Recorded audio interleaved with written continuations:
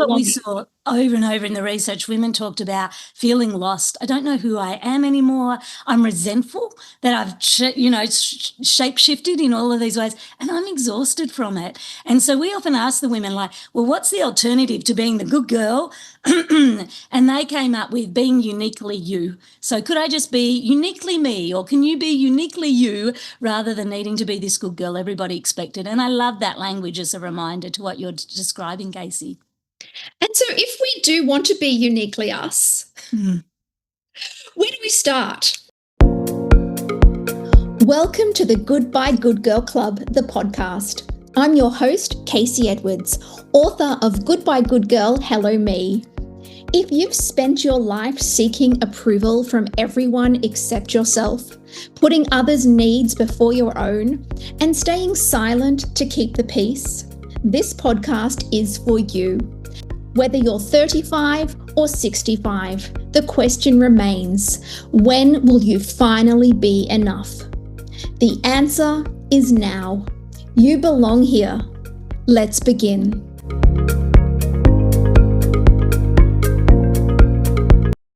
Welcome everybody. This is our 5th Goodbye Good Girl Club, and I am so excited to have you all here. I'll very shortly introduce the extraordinary Dr. Michelle McQuaid.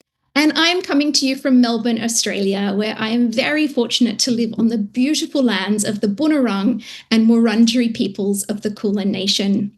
I acknowledge the traditional custodians of these lands and pay my respects to the elders past and present, and to any First Nations people who are joining us.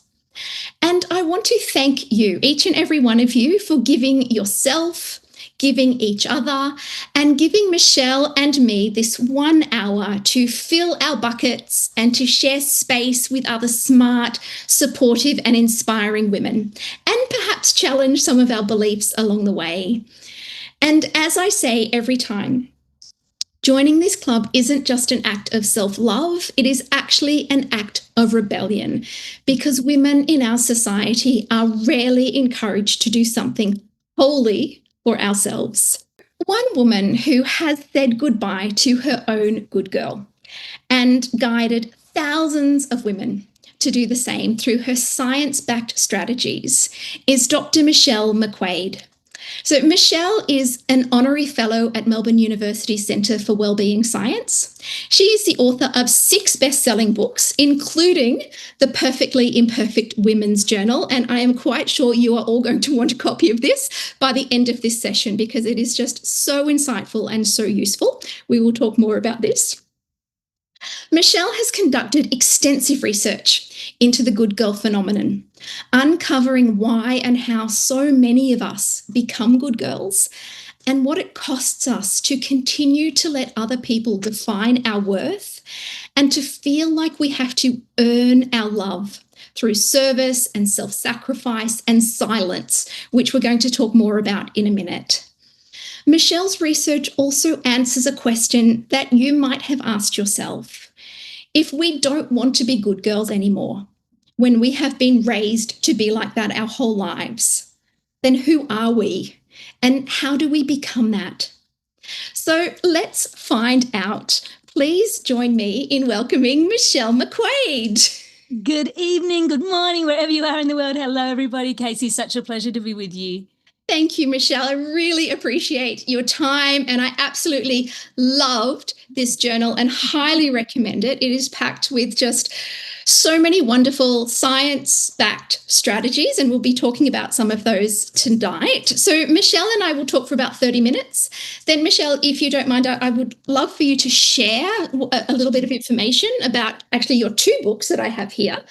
And then we will answer the questions.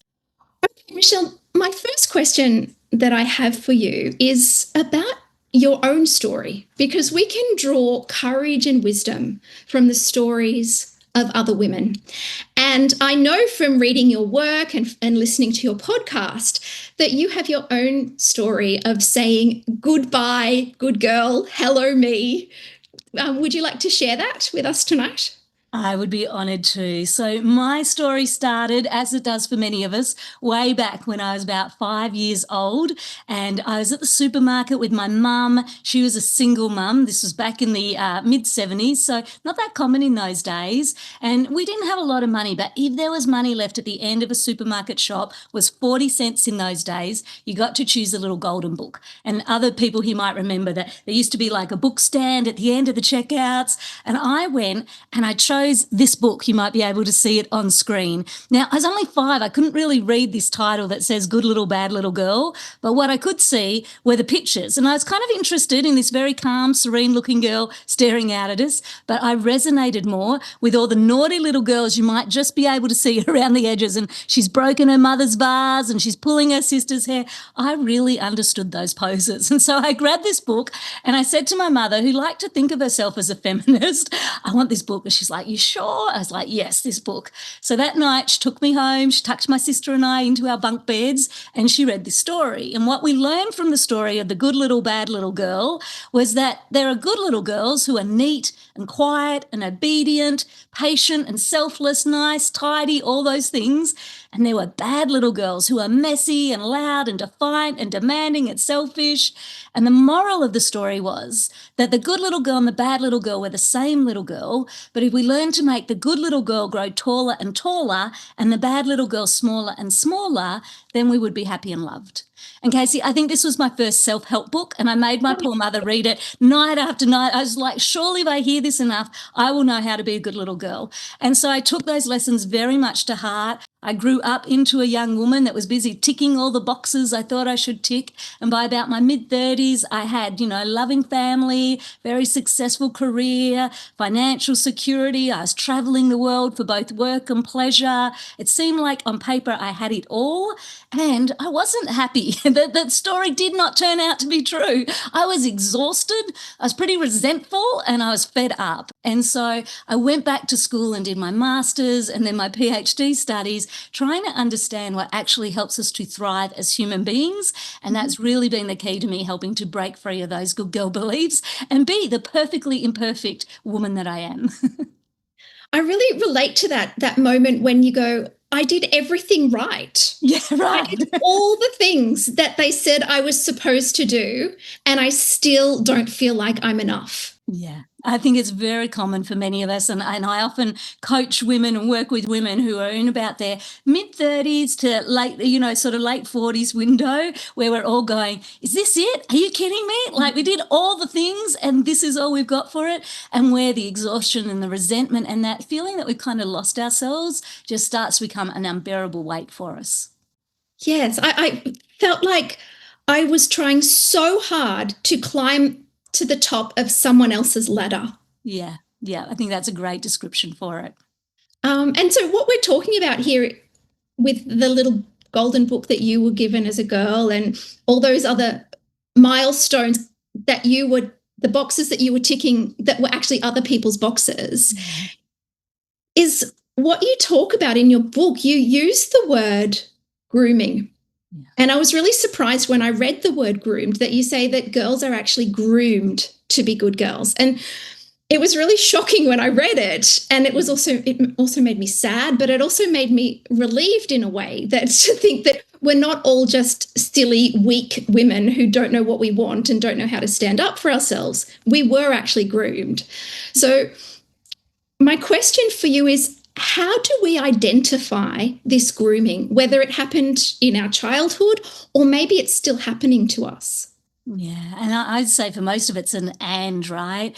We live in a system of human beings together, and those systems are really good at seeding messages that try to put in place certain behaviours so that we can benefit from that. And sometimes we benefit collectively, and other times maybe people have got the reins of those messages and it's helping some while it's hurting others. And so grooming is really all about that kind of surround sound of messages. And so for me, it was a little golden golden book. But, for many of us, it might have been that at school we were rewarded with gold stars for sitting quietly on the mat or doing our neat work, or maybe we were in faith groups where we were praised for our self-sacrifice, or maybe our families, told us how valued we were, how good we were when we were agreeable, or when we silenced ourselves and kept the secrets, or didn't make a fuss or upset the apple cart.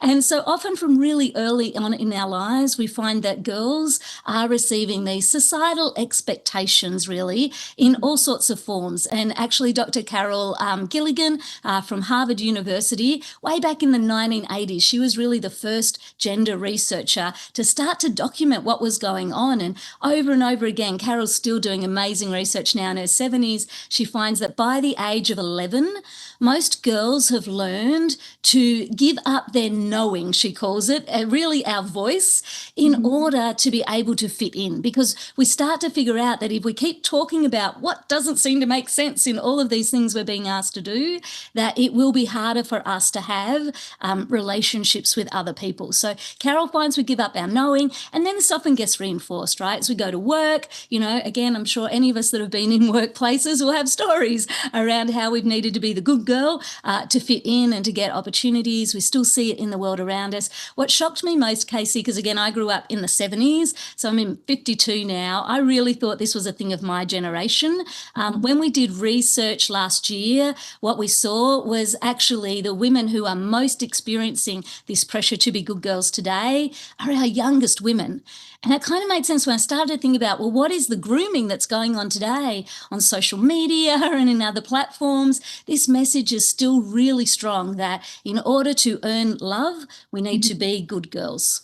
Yes. Chris and I found that in our research for Raising Girls Who Like Themselves, that parents would say, by the age of 10, it's like, my daughter cares so much about what other people think and she's so insecure and I don't know where it came from. And then we went back and identified all these micro moments that girls experience their whole lives that essentially teach them to defer to external measures for their worth, whether it be, their parents telling them they're a good girl, their teacher, or then we get into, diets and weight and the beauty industry, like everything's so external. It's just, we start to notice it at 10 and 11, right? Yeah, and we found in our research, if you ask most women, where did you first learn to be a good girl? Everyone will have a story, not unlike mine, right? We all have a memory, somebody somewhere, often trying to keep us safe, who perhaps encouraged us to be a good girl, told us this was the way of the world, that we'd be rewarded and loved if we did these things.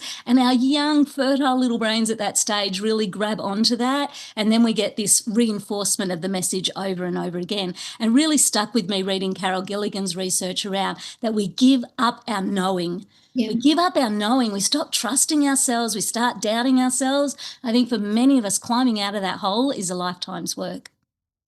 For me, it was a real reframing for me that when I realized that I needed to create a new Casey, I didn't need to create a new Casey. I just needed to find the one that was there before the grooming. Yeah, you just needed to dust her off and let her know, hey, you were perfectly fine the way that you were. Let's just do more of that and not worry so much about all of those voices around us. What's hard, of course, is that our brains are wired to be social creatures and we yearn to belong and to be part of things. And again, we sort of found in our research, the women we talked to started to differentiate between what they were calling junk food love, a bit like a sugar hit that only lasts for about 30 minutes and then leaves you craving more. And so this kind of fitting in, I'm doing these things to please others, to earn their love, but I have to keep doing it over and over and over because it wears off, versus a more nutritious love was what we ended up calling it, which was like eating your vegetables instead of the sugar, right? It didn't always taste so good at first, but over time you got a taste for it and you started to notice how much healthier you felt on the inside because you were actually honouring who you were. And I love Dr. Daniel Siegel, when we were interviewing him on the podcast, really differentiated and encouraged us to ask, what is the difference between choosing to fit in and choosing to belong? And today we were sharing some stuff with our list around, are you simply needed or are you chosen to be loved? And so I think these are important distinctions for us to think about, what am I doing and why? And coming back to that idea of belonging, this is what we talk to kids about in friendship. You can only be friends with two people who are being their authentic selves, right? Yeah. If people are trying to fit in, whatever relationship you form, it's not friendship, right? No. So and I did that myself for years. I tried so hard to fit in to make friends, but every time I changed myself, I actually gave up the opportunity of friendship, because you have to be your authentic self. Yeah. To find and that's where do we start? So this was what fascinated me as a researcher. And we really saw kind of two sides to this coin. One was understanding what are these good girl behaviours. And so we really found that there were three things the women consistently described. One was trying to perform perfectly, to do it all well, to overfunction, to over-prepare, to make sure nobody could ever see the cracks.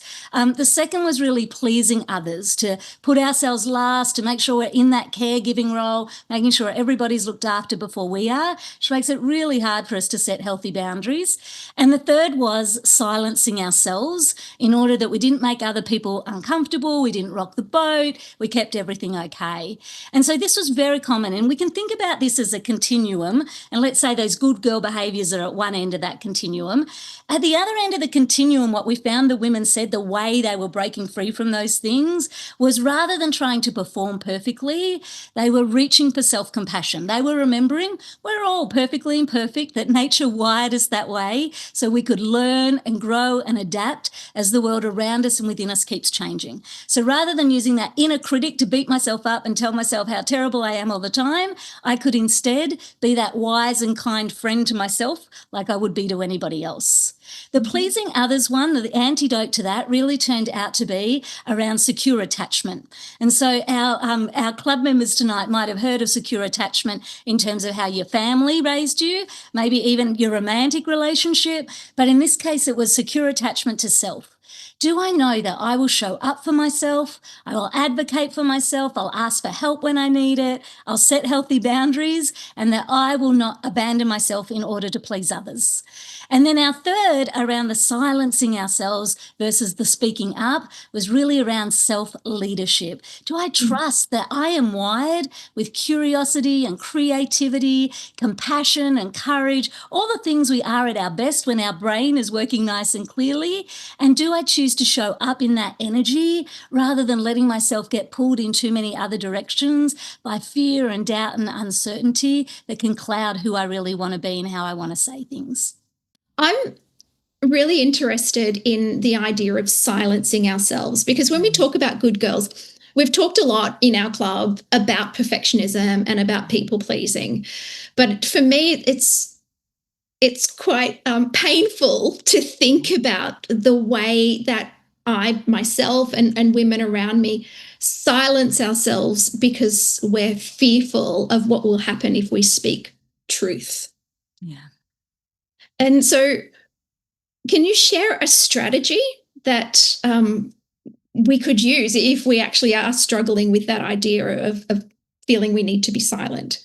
Yeah, absolutely. So this is one of my favorites. It's called the U-turn. So you can think about why you, oh, you. Remember, we're trying to be uniquely you. And so this is the U-turn, that we're turning back towards our unique selves. And it's got three very simple steps. And if you want to, you can try them along with me. So the first step is to see when we're feeling pressured to be good. So maybe take a moment, think about what's been going on this week already for you. Where perhaps can you see that there's been a bit of pressure for you to be the good girl rather than perhaps the uniquely you want to be? And with no judgment, just curiosity, maybe just notice perhaps where that pressure is coming from. Our second step is to soothe. So you can do this just by placing one hand over your heart, one hand on your belly, and just taking three nice, slow, deep breaths here. So we'll take a nice deep breath in, and a nice deep breath out, and a nice deep breath in, and a nice deep breath out.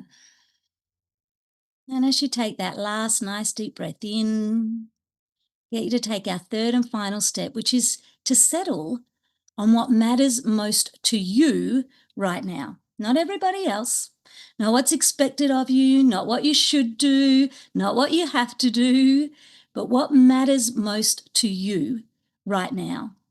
And I always think, Casey, I've just kind of got to trust my inner wisdom. Like often that answer will pop up quite quickly in my head, and then I'll discount it and doubt it and go, no, I can't do that. And it's like, actually, our bodies always know what is the right answer to that question. If we can just get a little quiet and still, and then trust ourselves, back ourselves, show up for ourselves. And the more we practice doing that, the stronger that voice becomes. And I think, Casey, I always just say with this is a skill. So like any skill, we have to practice it in order to keep getting better at it. So at first, if it feels a little awkward, just know, even if you can see it, and you can start to soothe your body as you notice it, that is great progress. And over time, you'll start to feel more comfortable in the settling of choosing what matters most to you right now. Now, Casey, I tend to look for the win-win on that, right? I try not to just choose things for me, but things that will be good for others as well. But what I know is that it can't always be at my cost in those things that are being asked of me. So, Yeah, so we found 60% of Australian women in the survey that we did said, yeah, I often silence my true feelings in order to avoid being abandoned. That was the real piece, right? It was this fear that I'm going to be abandoned. You won't be happy with me. You'll be angry with me. You won't love or like me anymore. And then where am I going to be on the other side of that? And so what we found was often the women would say, you know, I have to be the peacemaker. It's my job to be accommodating. I should never upset people. I need to stay quiet. There was one woman in our research who shared that she kept the secrets of men who abused her because good girls don't make a scene. I stayed in harmful relationships because good girls don't cause a fuss, and I lost myself completely trying to be good enough. And I don't know that there's any statistic I could provide that is more compelling than that. We really saw the women over and over talking about the cost was they were invisible, they felt internally conflicted, and that they were living with this persistent sense of emptiness, that they were not the person they wanted to be. And some of them talking about turning to alcohol, food, other sources to numb that pain, staying in diminishing jobs or relationships, just being unable to ask for what they actually needed. before we continue, I want to tell you about something that might help you on your own journey. If today's conversation is resonating with you, you might want to check out my book, Goodbye Good Girl, Hello Me. It's my personal story of recognizing and challenging the beliefs that kept me seeking everyone else's approval instead of trusting myself. Think of it as a roadmap to the person you were always meant to be. And if you're a parent, grandparent, carer, or teacher who wants to protect your children from inheriting these damaging beliefs, I've also written Raising Girls Who Like Themselves and Bringing Up Boys Who Like Themselves, both bestsellers that show you how to raise kids who value themselves from the inside out. You can find all these books at caseyedwards.com. And if you use the code podcast at checkout, you'll get $10 off your order. Absolutely everything we hope and dream for ourselves and for our children in our lives become easier when we like ourselves. Now, back to our conversation. For me, the cost of silence was shame. Yeah. That's what I felt. And then I came to the conclusion that shame festers in the dark, right? Shame festers in silence. Absolutely. Yeah. And it isolates us, right? So much of that shame, you know, that's designed around silence is to cut us off from each other. And I think we saw incredibly in that moment of the Me Too movement when the silence was suddenly broken worldwide and women felt safe enough to come forward and be seen in their stories. It was like the dam kind of, you know, breaking in that moment for all the silence that had been held by women for so long. I want to mention a quote that I read from you today, actually, and I've been thinking about it all day, which relates to this idea, this fear of being abandoned, of not being loved. You wrote in your email to your community, always needed, rarely chosen. And for me, it just summed up the good girl experience that when we are good girls, when we do sacrifice ourselves, when we are meeting everybody else's needs, we feel loved because everyone needs us. Yeah. But yet when it comes down to it, do they choose us? Yeah. And I think this is so hard for many of us, right? Because it feels like it would be better to be needed Mhm. than never chosen at all. Like, will we settle for needed? Is that enough to just be needed, even if it means we're never chosen? And I think for many of us growing up, the initial answer is yes, I'll settle for needed. Needed is better than alone. Needed feels better than not wanted. Needed feels better than having to face into the fact that maybe somebody doesn't love me the way that I want to be loved. But the challenge is it keeps us stuck, right? It keeps us stuck in relationships that aren't equal, that aren't respectful, that aren't mutual, and that we then teach people that that is okay to treat us that way rather than actually choosing us. And I think for me, Casey, the big piece of learning, because I settled for needed for most of my life, the big piece that I was learning was that while everybody needed me, they didn't, they knew that I didn't trust myself enough to choose to be chosen, to want something more for myself. And so if I wasn't going to choose myself, then why should they choose me either? And it wasn't until I started going, you know what?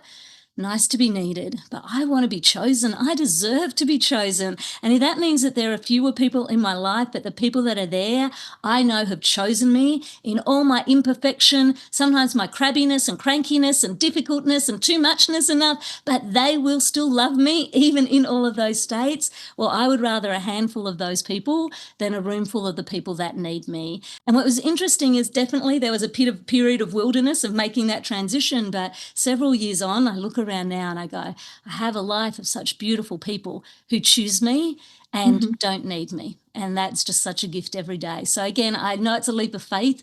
I would encourage it's a leap of faith worth taking. And I think for many of us, Casey, life gets to a point we actually don't have any other choice but to try to make that leap because it's exhausting and we're full of resentment for where we are. Mhm.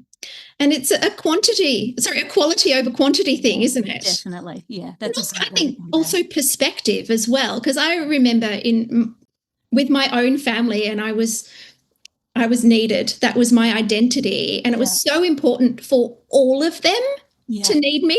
yeah, And I was so focused on the people who wouldn't choose me. I actually didn't even see the people in my family who did choose me. yeah. And it wasn't until I was prepared to let go of the non choosers and Yeah. invest in the choosers that I really started to feel loved for me Yeah. in my family relationships. Yeah. Yeah. I think many of us will be nodding our heads listening to Yes, that. that it's okay for everyone not to love us and Yeah. okay for everyone not to like us. I think that part of that we come to is we have to actually like and love ourselves. And what got very hard for me was I was needed plenty, but I didn't actually like who I was becoming. And I was showing myself no self love or self care because I was so busy being needed by everybody else. And I wanted a different relationship with myself. And as I learnt to trust myself and show up for myself, then I started to be chosen more by the people that I wanted to be. And I was okay. The people that didn't choose me, I was actually like, rejection is protection here, Michelle. Yeah. Keep going. Yeah, let's repeat after Michelle. Rejection is protection. Rejection is protection. Keep going forward. You'll be grateful later. And rejection doesn't kill us, right? No, it doesn't. And I think sometimes it's just us figuring out, look, these are not my people. Or maybe Yeah. these are not my people right now. Or actually, this is pushing me out of that nest to be more open to go out in the world and find where my kind of people are. Again, we are all just, we're wired to be innately lovable. Our people are out there somewhere if we just trust ourselves and back ourselves enough to go find those people without pretending that we're something that we're not. Yeah. And get back to that knowing Yeah, that we're trained definitely. to forget and abandon. Yeah. Yeah, yeah. So I want to read a line from your book. It's a wonderful book that it actually made me cry when I read it. I cried for you, but I also cried for me because I could relate to it so strongly. It you wrote, no matter how hard I tried, it was never enough. I was never enough. This is not how the story was meant to end. Mm. Now, a lot of our stories started the same way, as we've already talked about. But that's not how any of our stories are meant to end, are they? No. So, if there are some people here tonight who are feeling like they're never enough, what is one thing they can do when they wake up tomorrow to start writing the next chapter of their story? Yeah. So when I wake up each morning, just before my feet touch the floor, so in that transition from kind of lying down to getting up, but before my feet touch the floor, I like to ask myself, and I have it on the wall on a little plaque near my bed to remind me, on whose terms and for whose benefit am I living my wild and precious life? And I love these kind of two questions, right? On whose terms and for whose benefit, because it just reminds me each day before the feet touch the floor and I start getting into all the busyness that I have the power to choose. I get the freedom to choose no matter what's going on in my world, what difficulties or limits I'm facing, what opportunities might be in front of me that day.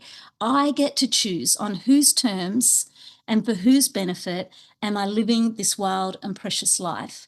And I want to be clear here that really the answer is just mine. It's just on my terms and for my benefit today. Because again, we're wired to be social creatures. We're meant to be in community and connection with each other.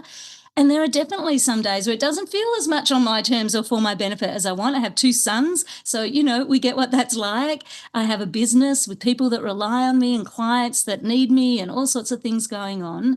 But what it can't be, day after day after day, the answer to those questions cannot be, it's on somebody else's terms and it's at my cost. Because that's when it becomes unsustainable. I can maybe go a few days in that direction, but there has to be some balance coming back in.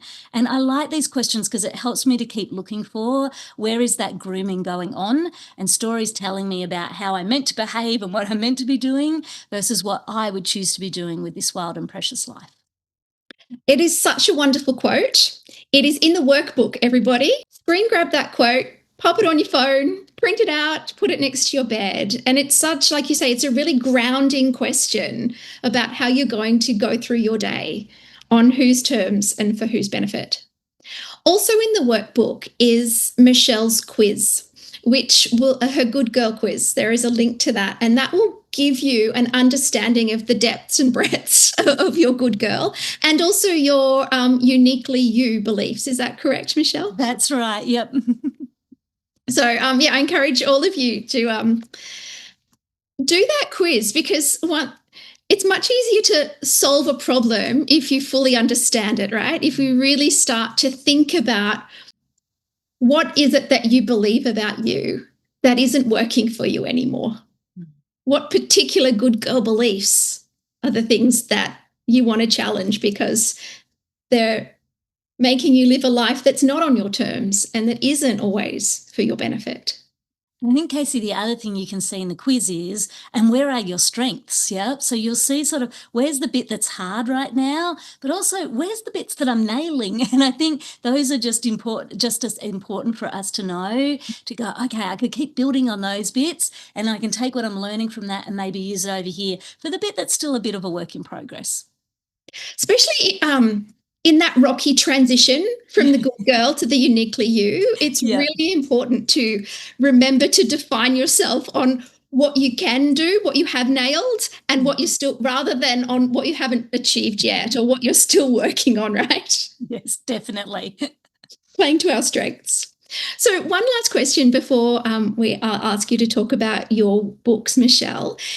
If you could go back and whisper something into the ear of your 20-year-old self, what would it be? It would be to tell her that she is perfectly imperfect, just like everybody else, and that she's got this, right? I think so often we think it's just us that doesn't have it all figured out and that isn't getting it all right. And we miss the fact that, again, nature wired us all to be perfectly imperfect so that we could learn and grow and adapt as the world around us and within each of us keeps changing, and that is what we are each made to do. So it's really hard actually to fail at that unless we choose to try to pretend that we are perfect, in which case we shut down all the learning opportunities that are right in front of us. I also like the bit, just like everybody else. Right, exactly. Just like everybody else. I'm in very good company here. one of my main motivations for this club is like, we are all on this journey. There's no magic switch that you can flick and suddenly you're not a good girl anymore and you've undone your whole childhood of all that grooming. But we're all on this journey together of getting back in touch with our knowing and reclaiming our authentic selves. Yeah. Absolutely. So, Michelle, please share with everyone what's inside this book and why they all need it. Well, so there's actually two books. One, I went and I rewrote that little golden book as an adult storybook. It does have a few naughty words in there, but we really did it as a way to bring together all the research we learned from the women and to give us the book that we probably wish we'd had as kids. And then to make it practical, because I love the practical and what can you do with all of this, we created the Women's Journal to go along. So you can get them separately on Amazon or your favourite book place, but they're often quite good together. One will give you a good giggle and a laugh, and the other is full of practical evidence-based tools that you can use to build those skills of self-compassion, of secure attachment, of self-leadership. And then throughout, you'll find little bits of my story sprinkled in there and my colleague, Evie Wright. We had so much success with that, Casey, that we had lots of people saying, could you do a children's version without the swear words, please? So we can give them to little kids. So we are at the moment just launching the children's version of the storybook with no swear words. We had lots of parents asking us, hey, can you help us have conversations with our girls about this, given that by the age of 11 still so many of us as girls are learning to give up our knowing. So those are the books. You have a podcast. I'm just going to bring up the questions that people have asked. While I do that, would you like to share about your podcast in case anyone is? So I've popped in the chat our link to our website, thegoodgirlgamechangers.com, but you'll also find our podcast there. And so we interview researchers all over the world and share lots of practical tools, cheat sheets that you can get for different somatic practices. My collaborator is a wonderful woman called Evie Wright, who is a previous life a paramedic and now a yoga teacher. So while I bring all the brain science, Evie brings all the beautiful somatic practices. And so lots and lots of free resources there and podcasts with wonderful people. You can also get the podcast. It's called The Good Girl Game Changers on Apple or Spotify or your favourite platform to listen on. And it's great. I listen to it. We've had you on it. You've been on it, in fact, yes. Yeah, that's my favourite episode. Yeah, good. Well said. Okay, so here's some questions. We've touched on this, but I would like to drill down a little bit more because it's such a heartfelt question, and I think a lot of people struggle with this. I'm struggling with letting go of people pleasing because I'm worried that it's better to be loved for serving other people than not be loved at all. Yeah. And again, the bigger half for me was that conversation actually on the podcast that we've just mentioned with Dr. Daniel Siegel, who's one of the world's leading researchers on attachment theory. And Dan really pointed out that difference between fitting in and belonging.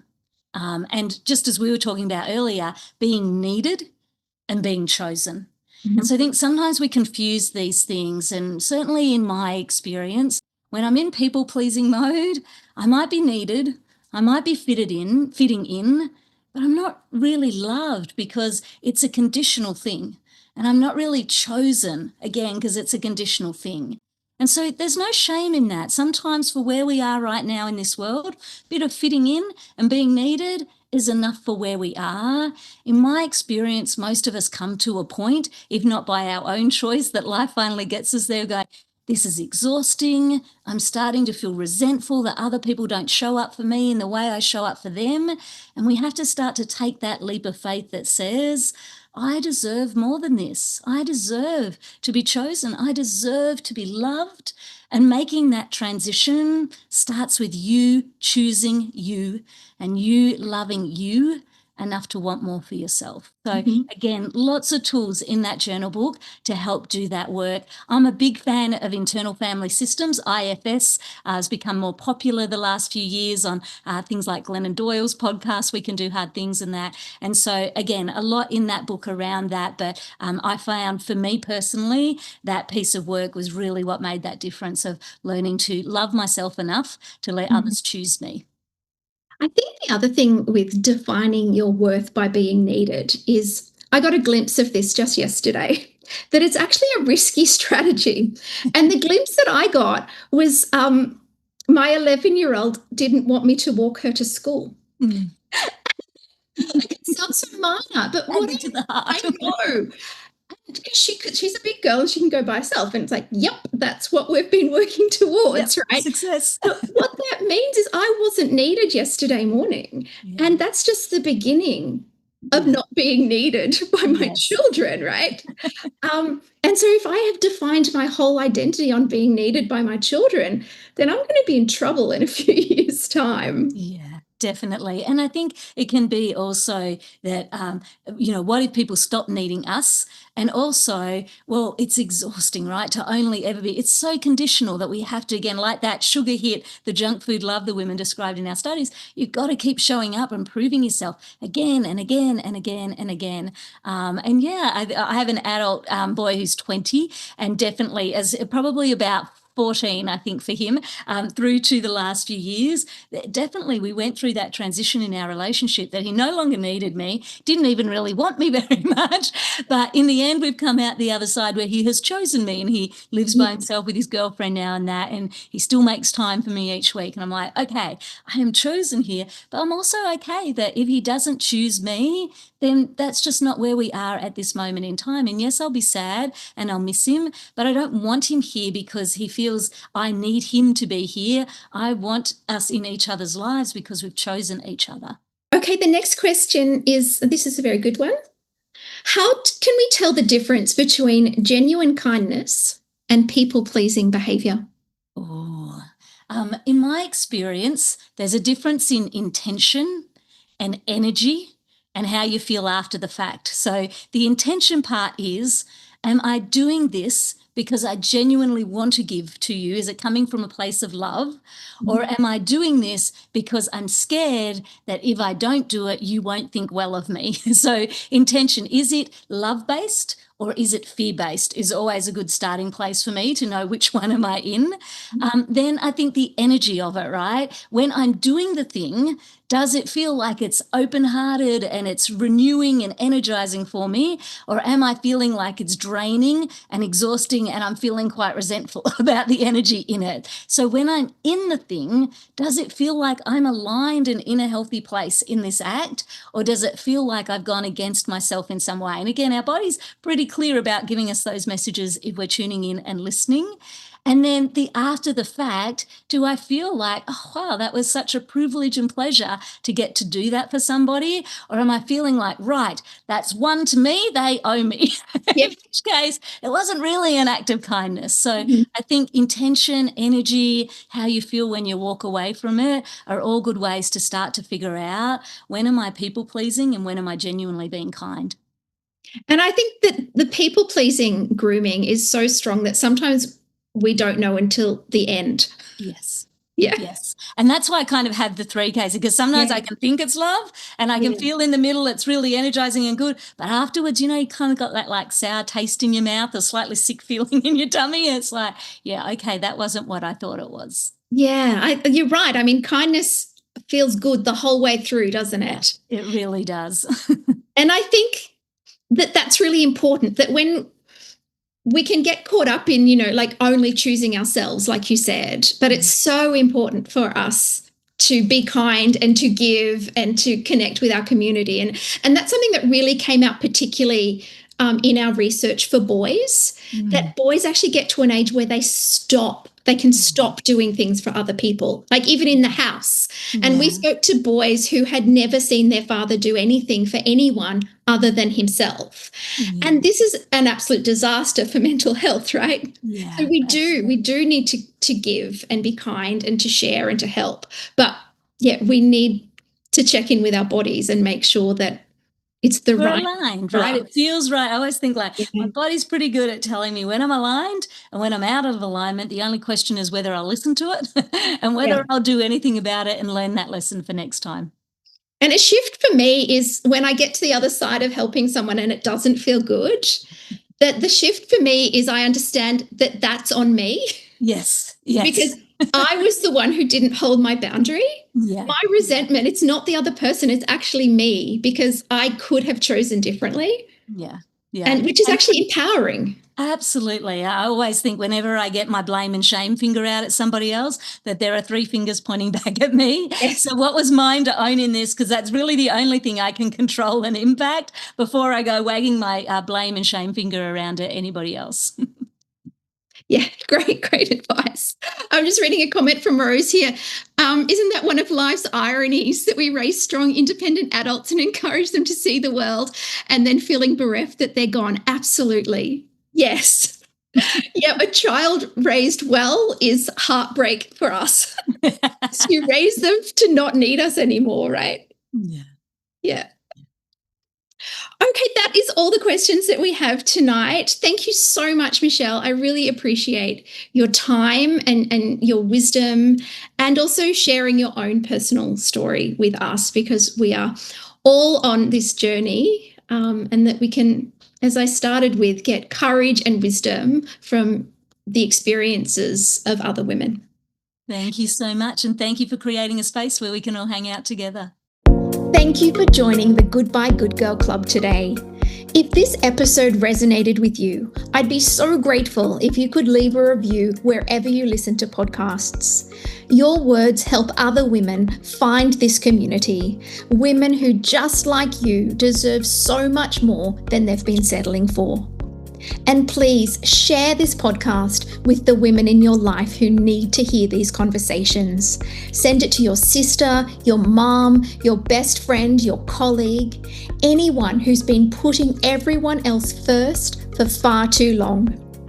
If you want a roadmap to saying goodbye to your own good girl, you can grab a copy of my book, Goodbye Good Girl, Hello Me, at caseyedwards.com. Use the code PODCAST for $10 off this book or my parenting books, Raising Girls Who Like Themselves and Bringing Up Boys Who Like Themselves. Until next time, you don't need to earn your worth. You just have to remember it. This is the Goodbye Good Girl Club. I'm Casey Edwards. Thank you for being here.